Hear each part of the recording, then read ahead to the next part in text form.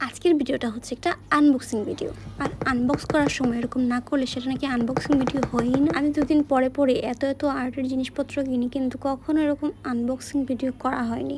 তাই আজকে ভাবলাম যে একটা আনবক্সিংয়ের ভিডিও করাই যায়। কিন্তু মজার ব্যাপার হচ্ছে যে এই জিনিসগুলো এ বক্সে করে আসেইনি, আলাদা আলাদা প্যাকেটে মোড়ানো ছিল। কিন্তু আমার তো এরকম একটা ভিডিও করতেই হবে, তাই নিজের কাছ থেকে একটা বক্স নিয়ে আমি এটা করে ফেললাম। আসল কথা হচ্ছে আনবক্সিং ভিডিও করতেই হবে, সেটা যেভাবেই হোক। প্রথমে ছিল এই স্প্রের বোতলটা। অর্ডার করার পরে মনে হলো যে আমার কাছে তো এরকম দুইটা বোতল, সেটিং স্প্রের দুইটা বোতল হচ্ছে খালি পড়ে আছে আমার কাছে। কিন্তু অর্ডার যেহেতু দিয়ে দিয়েছি, ক্যান্সেল করতে খারাপ লাগে, তাই আর করি। আরেকটা জিনিস হচ্ছে নতুন জিনিসের মজাই কিন্তু আলাদা। এরপরে ছিল এই ওয়াটার ব্রাশ পেনটা।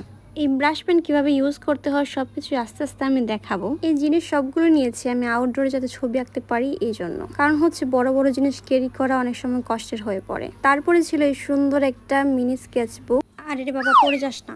যে জিনিসগুলো এনেছি সবকিছু হচ্ছে একসাথে ইউজ করার জন্য আমি এনেছি।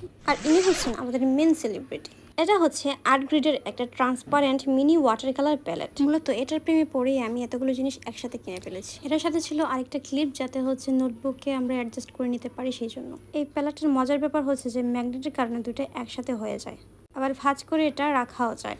আমি এগুলো অনলাইন থেকে পারচেস করেছি এবং পেজের নাম হচ্ছে আর্ট ল্যাব। এই পেজের লিঙ্ক আমি আমার কমেন্ট বক্সে দিয়ে দিয়েছি, আপনারা চাইলে এখান থেকে অর্ডার করতে পারেন। সব থেকে ভালো ব্যাপার সেটা হচ্ছে এই পেজের ভাইয়াদের ব্যবহার অনেক ভালো এবং তারা দ্রুত রেসপন্স করেন মেসেজের। নোটবুক আর প্যালেটটা হচ্ছে এইভাবে অ্যাডজাস্ট করতে হয়।